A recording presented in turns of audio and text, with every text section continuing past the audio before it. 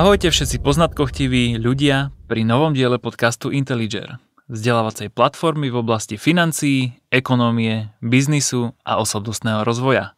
Naším cieľom je priniesť vám zákulisné informácie na témy, o ktorých sa nahlas nerozpráva. Moje meno je Peter Macek a keďže dnešnou témou bude finančný stres, svojimi otázkami budem spôsobovať konverzačný diskomfort môjmu kolegovi Oliverovi Frančekovi. Oliver, ahoj. Ahoj Peťo, teším sa na tento diskomfort, ktorý si nepochybne na mňa pripravil. Som rád, že si prijal pozvanie do dnešnej epizódy. Hneď na úvod si poďme povedať niečo o strese ako takom. Čo to je, kedy vzniká a ako nás ovplyvňuje? Tak určite odborníci v oblasti zdravia a ľudskej psychológie by ti vedeli povedať niečo viac fundované ako ja, ale skúsim to opísať tento pojem stresu, ako to vidí bežný človek. Ja to vidím ako tlak, záťaž alebo možno nejakú nepohodu, diskomfort, veľmi pekne si to povedal v úvode, ale skôr si asi pomôžem predsa len jedným z psychológov, jedným z najcitovanejších psychológov minulého storočia, volal sa Richard Lazarus a on ho definuje ako požiadavku na jedinca, ktorá presahuje schopnosť jedinca vyrovnať sa s touto požiadavkou. A stres síce poznáme skôr v tom negatívnom kontexte, ale historicky nám pomohol prežiť. On je do istej miery veľmi užitočný, pretože nám pomohol loviť alebo utiec pred niekým silnejším, ako je predátor, súperiť o teritorium, postavenie a podobne. Takže pozitívny stres dokáže krátkodobo zvyšovať náš výkon, motivuje nás pri nejakom probléme alebo prekážke, avšak v nadmernom množstve a hlavne dlhodobo, pokiaľ sa s tým nevieme vyrovnať, môže byť pre nás škodlivý, pre naše zdravie aj tú kvalitu života. Mne zarezonovala tá tvoja definícia, že požiadavka na jedinca, ktorá presahuje jeho schopnosť vyrovnať sa s touto požiadavkou. Čo môže byť v bežnom živote pre bežného človeka táto požiadavka? Pre bežného človeka v živote to môže byť niečo, čo nie je práve ako keď pôjdem podľa tej definície, nie je schopný sa s tým vyrovnať. On si to možno myslí, lebo on môže mať tie nástroje a môže mať aj tie vedomosti na to, aby to zvládol, ale nemusí chcieť, alebo možno si myslí, že na to nemá. A teraz, aby nejaký príklad som uviedol, čo nás tak najviac stresuje, ja si pamätám zo školy, že nás stresovali skúšky alebo testy, že človek má pocit, že to je požiadavka, ktorú nemám šancu zvládnuť. A napríklad aj na vysokej škole, keď prišlo skúškové obdobie v polke, alebo na konci semestra, tak človek mal pocit, že sa učí a nič nevie, tesne pred tou skúškou, že to nezvládne. A nakoniec výsledok bol úplne iný, ale to bol skôr ten pozitívny stres, on dokázal krátkodobo motivovať, ale keby tvoj feedback z tej skúšky bol dlhodobo negatívny, tak si viem predstaviť, že tento stres ti môže veľmi ubližovať, lebo máš pocit, že to nejakým spôsobom nezvládaš. A vtedy napríklad ľudia opúšťajú vysoké školy, alebo celkovo idú skôr pracovať, alebo sa venujú úplne inej oblasti, lebo som vypichol iba jednu vec. Nie je to samozrejme len o školách, je to aj o práci. Človek má nejaké pracovné nasadenie, jeho kolegovia, jeho nadriadení od neho niečo vyžadujú a keď on to nedokáže dlhodobo plniť, aj keď by veľmi chcel, a možno začne pociťovať práve ten diskomfort, že je to niečo nad rámec jeho schopnosti alebo toho, čo dokáže on zvládnuť. Dobre, prenesme to teraz do tej finančnej roviny. Keď porovnáme všeobecný a finančný stres, ako spolu tieto dva pojmy súvisia? Finančný stres je nekomfort súvisiaci s našimi peniazmi v rodine. Súvisí to s našimi financiami, finančnými produktami, príjmami a výdavkami, ktoré plynú do tej našej kasy rodinnej. A ten finančný stres je dlhodobý nekomfort alebo práve tie požiadavky, ktoré máme pocit, že nezvládame sa s nimi vyrovnať a o ktorých sa dnes aj budeme baviť. Či je to stres spojený s financiami a možno s ich nedostatkom alebo s obavami? Je to tak? Súvisí to aj s nedostatkom peňazí, jednoznačne človek, keď dlhodobo sú jeho výdavky vyššie ako príjmy, tak je to určite stres pre neho aj pre celú rodinu v tej finančnej pozícii, ale taktiež to môže súvisieť aj s nadbytkom svojho majetku alebo peňazí, keď človek má strach, aby on neprišiel a potom sa dostáva práve do toho opačného extrému, kedy jeho práve strach z toho, že príde o peniaze, mu reálne bráni tie peniaze zarábať. Sú definované nejaké konkrétne zdroje toho finančného stresu? nejaké modely alebo nejaké príklady? Dajú sa takto definovať v živote a odhaliť? Že keď si poviem, že pozriem sa teraz na môj život a mám ten finančný stres vo svojom živote alebo nie? Finančný stres je badať alebo vzniká hlavne u ľudí, ktorí majú pasívny prístup k financiám. Takže ten prvý model alebo prvý znak je ten, že mám nezáujem absolútne o svoje finančné produkty, chodím len do práce, už som to myslím spomínal v niektorej z epizód, že makám z nejakých 70 až 80 tisíc hodín za život celý a priemerne venujeme, keď poviem, že 80 tisíc, tak možno 8 hodín priemerne venujeme každý na Slovensku tomu, aby sme rozumeli finančným produktom, čo je obrovský nepomer. To je prvý ten model. Nedržíme ich pevne v rukách, neplánujeme, už sme sa bavili aj my dvaja o tom, že nemáme ciele, to znamená, neideme z bodu A do bodu B, ale ideme zo dňa na deň a ľudia si hovoria, a nejako bude, niekto sa o nás postará, vkladajú svoje financie do rúk. Nie len ľudí, ale niekedy to je tak aj, že vyššie, ako sa povie, moci, aj Pánu Bohu, a neriadia svoje finančné toky a im nerozumejú. A to je už ruka v ruke, keď samozrejme sa o to nestarám, nedržím ich pevne v rukách, nezaujímam sa, neplánujem, tak je už logicky iba dôsledok tomu, že vôbec nechápem, ako tie finančné produkty súvisia, ako fungujú, prečo tu sú tu financie, peniaze, alebo aj také pojmy, ako je dôchodok, prečo je to dôležité, ako to funguje, prečo je s tým dôchodkom teraz problém. Takže súvisí to s nízkou finančnou gramotnosťou, o čom sme sa už bavili, nezáujmu. A ešte, aby som nezabudol samozrejme aj zlými empirickými skúsenosťami. Takže tie modely by som takto zhrnul, alebo tie prvky toho modelu, že tie negatívne skúsenosti, ako boli podvody, alebo nejaký kamarát, že niečo sa mu nepodarilo, známy, tak už je tam ten strach a potom sa človek dostáva do finančného stresu a ten strach plodí ďalší strach.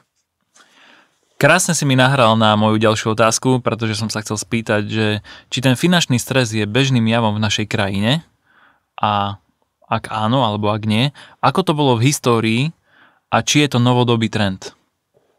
Je to pomerne nový pojem, s ktorým sa na Slovensku stretávame, aj kvôli tomu, že dnes sú násobne vyššie požiadavky na nás, ako bolo to v minulosti. Pretože síce môžeš pracovať kde chceš, ale zároveň práca nie je už samozrejmá. Môžeš mať vysokú školu, môžeš mať vysokoškolské vzdelanie, ale čo z toho, keď nemôžeš alebo nevieš pracovať s programami, s aplikáciami, ktoré sú dnes bežnou súčasťou každej kvalitnej a dobre zaplatenej profesie na Slovensku a aj budú do budúcna s vývojom umelej inteligencie, ktorá ide do popredia. A taktiež môžeš zarábať aj peniaze v systéme, ktorý v podstate nemá nejaký platový strop, ale čo z toho, keď nevieš s tými peniazmi narábať? No tak postupne vznikajú samozrejme aj finančné nerovnosti v príjmoch či našich výdavkoch, v rodinách a donedávna, keď Slováci mnohé okolnosti kvázi nemuseli riešiť, s nástupom tých nových možností prichádza aj väčšia dávka nárokov, ale aj zodpovednosti na každého z nás. No a nie všetci samozrejme s tým sa dokážeme kvalitne vyrovnať. Takže za mňa jednoznačne finančný stres je veľmi aktuálny dnes a bude ešte aktuálnejší aj do budúcna, pretože financie súvisia aj s vývojom napríklad tých práve aplikácií, systémov a programov, aj s umelou inteligenciou, nepochybne. To znamená, že ak človek nerozumie jednej sfére, potom nebude rozumieť už ani tej druhej. No a ako to bolo historicky, to som práve zodpovedal, že to bolo kedysi oveľa viac pasívnejšie, keď sa bavíme iba o Slovensku samozrejme, pretože iné krajiny to mali s tým historickým vývojom úplne inak, ale na Slovensku sme nemuseli riešiť nič, lebo štát to riešil kvázi za nás, neboli ani tie možnosti na to, dnes už sú, ale tam aj sú tam väčšie nároky, človek sa jednoducho, ak dnes nevzdeláva a nepracuje na sebe a sú tam tie prvky, ktoré sme spomínali v predošlej odpovedi, tak sa mu to veľmi škaredo vypomstí počas života.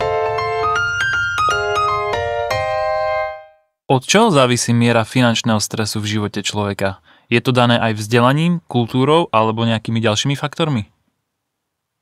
Vo viacerých štatistikách sme dlhodobo ekonomicky aj finančne na spodných priečkach pri porovnávaných krajinách.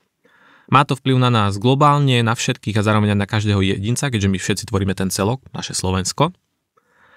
Je to určite vzdelaním, je to spôsobené našou mentalitou, neochotou pracovať na sebe alebo neochotou priznať si, že isté veci nikto neurobi za nás a to je napríklad aj celoživotné manažovanie našich rodinných financií. Je to naša skúsenosť, ktorá nás formuje viac než čokoľvek iné a dedí sa aj generačne. Napríklad BMG Invest. To sa dedí doslova generačne, ja som to nezažil, ale ešte predtým, než som sa sám začal zaujímať o sektor financií, som už o tom počul od rodičov. Takže toto sú tie prvky, od ktorých to závisí. Dobre, rád sa ťa ešte spýtam na to, ako finančný stres pôsobí na človeka ako jedinca. Sú nejaké hmatateľné alebo badateľné dopady na život daného človeka, ktorý tento finančný stres pociťuje? Viacero výskumov zo zahraničia, kde aj väčšie povedomie o tejto problematike, myslím teda osobného finančného zdravia z posledných rokov, ukazuje, že ak človek pociťuje ten finančný stres, má to dopad na jeho život vo viacerých sférach. Uvediem niektoré z nich. Pomôžem si správou o finančnom blahobite zamestnancov, to bola štúdia z roku 2017, kde sa pýtali vlastne zamestnancov o tom, že ako na vás vplýva vlastne práve ten finančný stres. No a 20% ľudí uviedlo, že má napríklad problém, čo sa týka toho fyzického zdravia, so spánkom. To znamená, nevedia v kľude a pokojne spať alebo zaspať práve kvôli problémom s financiami alebo s peniazmi.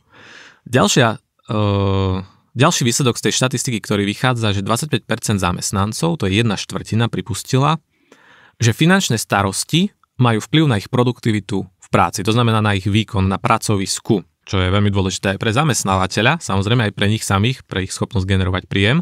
No a potom sú tu problémy vo vzťahoch. Toto je veľmi zaujímavé, pretože každý 5. manželský pár sa háda práve kvôli peniazom. No a ešte podľa iného prieskumu Go for Insight, tento je z roku 2020, ktorý zase sledoval rozvodovosť párov na Slovensku, tak išlo o tretí najčastejší problém, kvôli ktorému sa páry rozvádzali. Prvý bol nevera, samozrejme, 70% párov uviedlo neveru. Ďalej tam bol alkoholizmus, no a na 3. mieste hneď za ním boli vlastne finančné problémy alebo nezhody pri pohľade na financie v rodine. Takže v sumáre ten finančný stres dokázateľne má vplyv na naše zdravie, má na našu schopnosť generovať peniaze, teda výkon v práci a obrovský vplyv aj na naše vzťahy s ľuďmi. Dám to do takého záverečného prirovnania, že je to ako keby si sa posadil do auta a po celý čas tej jazdy nedržal pevne v rukách volant. Bola by to veľmi náročná, stresujúca jazda, ktorá ťa vôbec nemusí dostať do cieľa, aký si ty predstavuješ v tom živote.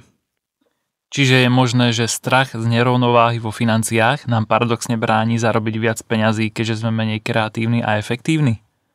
Nie nutne. To, že pociťujeme finančný diskomfort, môže byť do istej miery práve že pozitívne, a pretože sme nutení byť kreatívni, vymýšľať viac, je to typické hlavne pre tých podnikavejších ľudí, ktorí hľadajú príležitosti a nečakajú. Problémový je postoj k peniazom a finančnému stresu, pretože keď môj postoj je proaktívny, je to v poriadku, ale ak ide o strach, ktorý nás skôr paralizuje, tak začneme premýšľať opatrne konzervatívne. A spomeňme si, k čomu nás konzervatívny prístup k peniazom dostal. Peniaze v banke, investovanie cez poistenie, druhý pilier a garantované dlhopisové fondy, slovička ako istoty, táranenie, ktorým stále veríme a očakávame, že sa stále niečo aj pokazí. Je to taký ten mindset ľudí, že ja by som aj chcel investovať, ale akurát keď určite začnú padať rakety, všetko skrachuje a ja prídem o tie peniaze. Radšej idem do toho terminovaného vkladu v banke, tam mám garantovaný úrok. Alebo ja by som bol aj poistený, ale akurát mne sa niečo stane a určite nič nebudú plniť. A takto žiješ v strachu, nedôvere k ľuďom, k inštitúciám, ten tvorí ešte väčší strach, všetko je neisté, podvodné, každý chce na mne zarobiť a dostávaš sa ešte do väčšieho finančného stresu. Vieš nám priblížiť, ktoré sú konkrétne prípady, kedy finančný stres vzniká? Sú 3 typické situácie, kedy ľudia obyčajne cítia finančný stres a jeho negatívne následky v živote. Prvá, najbežnejšia je viac miniem, ako zarobím. To znamená, tvoje výdavky sú vyššie ako tvoje príjmy.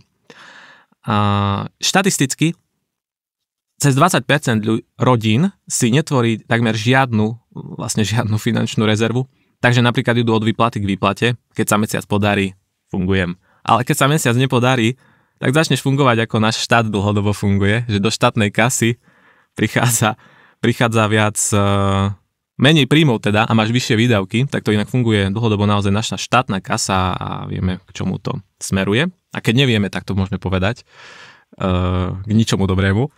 A rovnako to je samozrejme aj v rodine. A keď si netvoríš rezervu a odrazu máš výdavok, s ktorým tá kasa neráta, čo spravíš? Čo by si spravil ty? Zoberiem si požičku. Vlastne tak. Požičiaš si. Ľudia si takto berú spotrebné úvery za 8, 10, 12% úroky, čo sú nemalé peniaze, na veci ako je oprava plota, auto, či dokonca nad svoju dovolenku. Alebo, aktuálna téma, aj na Vianoce, na darčeky. Aj na darčeky. Ešte by som sa vrátil k tomu štátu. Malú poznámku uviedol, že ono je v poriadku, keď si pár rokov v miernom deficite, ak tie peniaze investuješ s tým, že v budúcnosti sa ti to vráti s nejakým ziskom. Ale nie je v poriadku mať deficit a rozhadzovať na rôzne bonusy, ktoré nie sú úplne adresné, alebo veci, ktoré sa vymykajú tomu, čo chceš dosiahnuť. Takže toto nie je v poriadku. Atomovky.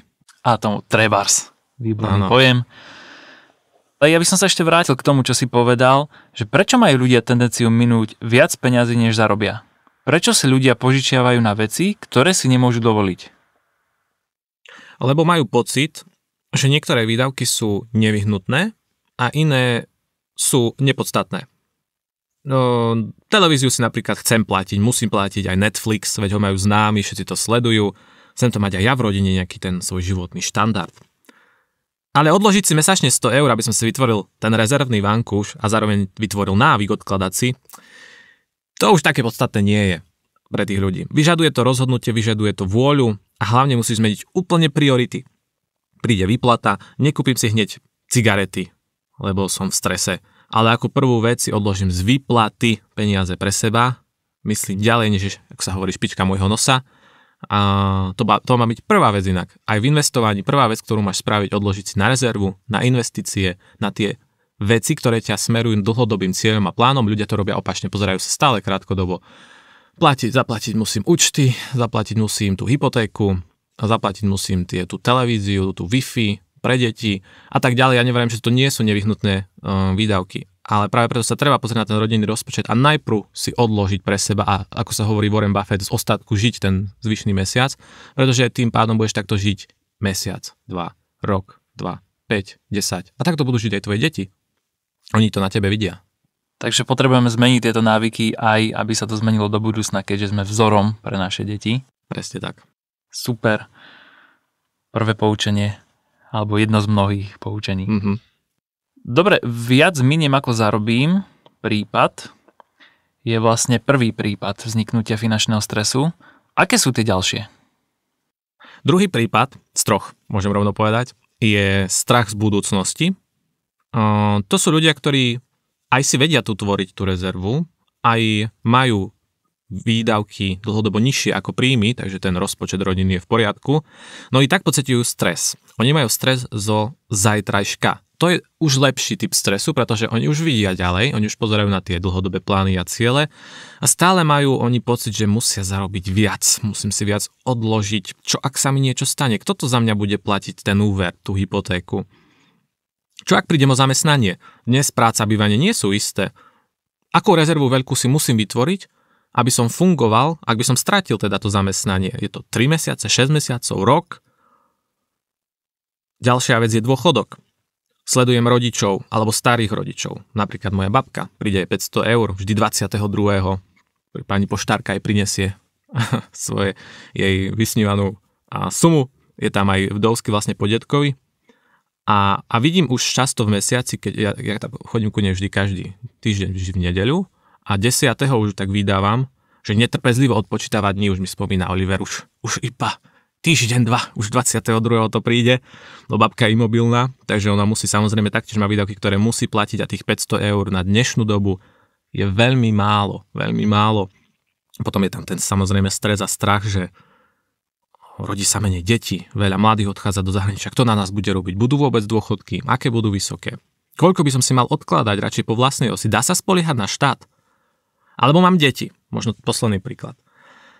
Ako ich pripravím na budúcnosť? Nehnuteľnosti sú drahé, pravdepodobne to bude ešte horšie. Možno vysoké školy v budúcnosti budú spoplatnené. Moja sestra chodí do Holandska, platí ročne 2000 eur. Môže sa to stať aj na Slovensku. Koľko budú potrebovať do života takto? Aby mali bývanie, vzdelanie. 20 000? 30? 50 000? A teraz tá otázka. Keď si dám, potrebujem dôchodok, deti, rezervu, ochraňť peniaze pred infláciou, musím splácať hypotéku, chcem poistiť si príjem, keby sa mi niečo stalo. Dá sa to vôbec? Z čoho budem reálne žiť ten mesiac? Dá sa toto všetko dosiahnuť? A to je ten strach z tej budúcnosti a z týchto vecí a tí ľudia majú potom iný typ stresu. Dúfam, že si týmito otázkami nespôsobil stres u našich poslucháčov. Ja sa chcem opýtať, že sú tieto strachy rozumne opodstatnené alebo idú do extrému? Do istej miery sú opodstatnené, lebo je normálne a dobré myslieť na svoju rodinu, na svoje deti, bývanie a činiť sa. Dlhodobé problémy a tá naša dlhodobá neschopnosť vyrovnať sa s tou požiadavkou, keď sa vrátime na začiatok nášho podcastu, je problém. A sú dva extrémy. Prvý extrém je, keď nepociťujem ani len tú pozitívnu motiváciu, som flegmatik v týchto financiách, akože ten človek môže byť kľudne aj cholerik, ale vo financiách je mu to úplne ukradnuté, taký salamista, že nerieši vôbec nič. Nepociťujem ani len ten motivačný stres, neriešim, nemyslím na budúcnosť, peniaze budú, takže idú vravím od výplaty k výplaty, to je prvý extrém. Alebo druhý extrém, mám taký strach, že to až spôsobuje problémy. A to je ten konzervatívny prístup k našim financiám, ktorý sa prehlbuje potom. Predpokladám, že sme ešte nevyčerpali všetky prípady, ktoré nám spôsobujú finančný stres. Čo je ten tretí na zozname? Posledný bod je najzaujímavejší. Aj predošle boli podstatné, myslím, že drvivej väčšiny Slovákov sa týkajú, keď tak premýšľam nad praxou a nad mojimi klientmi, ako sme to riešili. Je to komplexné riešenie, pretože mnohí aj ľudia majú to uvedomenie a aj sa zaujímajú o tie financie, ale chýba im pohľad ešte zhora na ten komplex celého toho portfólia. Je to prierez vlastne všetkými našimi predošlými epizódami k tomu, že my máme tie produkty, aj si uvedomujeme tie ciele, ale nemáme ich nastavené komplexne. Skúsim uviesť príklad. Predstav si, pomôžem si futbalovým príkladom. Ospravedlňujem sa dámam, ktoré teraz počúvajú, alebo pánom, ktorí sa nezaujímajú o futbal, ale predstav si, že si tréner futbalového mužstva. Ja mal som veľmi rád Barcelonu, tak uvediem Barcelona.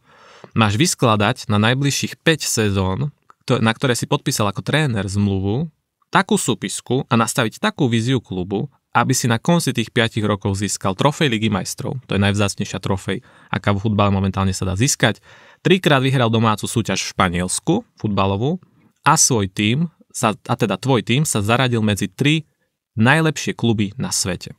No a dajú ti k dispozícii Messiho, Ronalda, Buffona a Neymara. Ak ich nepoznáme, nevadí, vysvetlím. Ak postavíš Buffona, ktorý je špičkový brankár alebo bol špičkový brankár do útoku, tak ho využívaš neefektívne. Ak Messiho, ktorý je špičkový strelec, jeden z najlepších hráčov všetkých čias vo futbale do obrany, tak ho využívaš neefektívne. A Ronalda taktiež, ak postavíš do bránky, tak ho využívaš neefektívne. Ty ich máš, tých hráčov. Ty si ich postavil do toho poľa. Ale neplnia tie prednosti, ktoré oni majú plniť. A to isté je vo finančných produktoch. Ak nefungujú synergicky a neplnia to, na čo majú slúžiť, to je presne to, že ty sa na to nepozeráš komplexne a tie finančné produkty začínajú do seba narážať. Celá tá tvoja zostava a tá hra vyzerá ako jeden veľký chaos. Niečo možno uhráš v tom živote. Ale nebude to. Žiadna Liga majstrov, ani tie 3 trofeje, ani top 3 nebudeš, pretože cez poisťovňu sa nesporí. Dobre? Cez poisťovňu sa treba poisťovať. Cez banku si beriem úver. Tam sa cez ňu neinvestuje, ani iné produkty sa nemali by brať. To banka iba využíva ako marketing. Investujem cez inštitúciu, ktorá na to slúži, to je správcovská spoločnosť alebo obchodník s cennými papiermi. A ciele, pokiaľ sa neviem nastaviť, tak si ich nenastavujem sám a od buka, ale hľadám si na to odborníka. A to je ten finančný sprostredkovateľ. A to je tá vízia, ku ktorej vlastne smerujeme aj my v našom podcaste, a to je to opak finančného stresu, ku ktorému sa dostaneme už na nasledovnú epizódu, a to je ten finančný wellness. Alebo my s kolegami voláme aj komplexný manažment osobných financií. A to je presne to, čo je riešenie na všetky tie 3 problematické stresy v živote človeka. Takže cieľom je dosiahnuť to, aby som tie produkty nielenže mal, ale ich využíval tak, aby som vyťažil z nich to najlepšie a čo najviac. Áno, presne tak. Dnešný časový fond sme už takmer vyčerpali, poďme si teda zhrnúť najdôležitejšie body. Práve sme sa rozprávali o strese vo financiách. Vysvetlili sme si, čo je finančný stres, kedy vzniká a aké má dôsledky. V nasledujúcej epizóde si povieme, ako sa dá finančný stres dostať pod kontrolu. Moje meno je Peter Macek a dnes som do fyzického stresu dostával Olivera Frančeka. Oliver, ďakujem ti za tvoje odpovede a teším sa opäť na budúce. Ďakujem za úžasný diskomfort, ktorý si mi ponúkol a ktorý sme, verím, že využili. A verím, že naši poslucháči sa do takéhoto diskomfortu nebudú často dostávať vo svojich financiách. Všetci to pevne veríme. Ďakujeme. Ďakujeme za vypočutie ďalšieho dielu nášho podcastu. Pustite si nás cez streamovacie platformy, taktiež nás sledujte na sociálnych sieťach. Zmúdrite tento svet a spomente našu tvorbu aj svojim priateľom. Váš názor je pre nás dôležitý, preto zanechajte spätnú väzbu v podobe lajku, komentáru alebo odberu.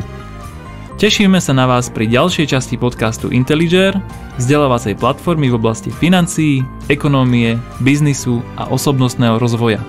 Platformy, ktorá má radšej rozum v hrsti, než nevedomosť na streche.